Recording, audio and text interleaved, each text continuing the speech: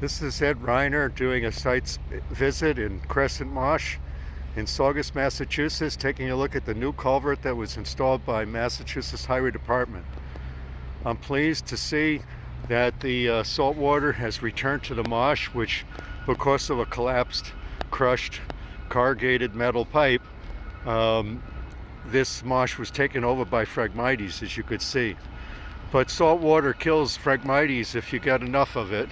And so a vast area of marsh, and this all was a high marsh, with the exception of the ditches and creeks. So this high marsh has died off, or is dying off. The Phragmites is going to succumb over time, as it seems to show the evidence of it already. And trees have died, which is good, because these trees weren't supposed to be in this marsh, which was only isolated from the larger Rumney Marsh by the construction of this roadway that provides access to the Saugus Wheelabrator landfill. There's trucks in the background. This is used as a waste incineration facility that makes energy.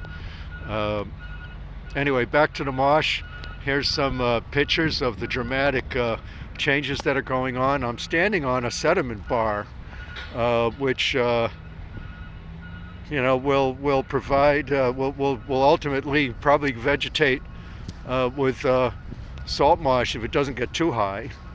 So there's a lot of force of water that comes through the pipe, and the Highway Department was pretty sure it wouldn't cause any flooding to Route 107 over there.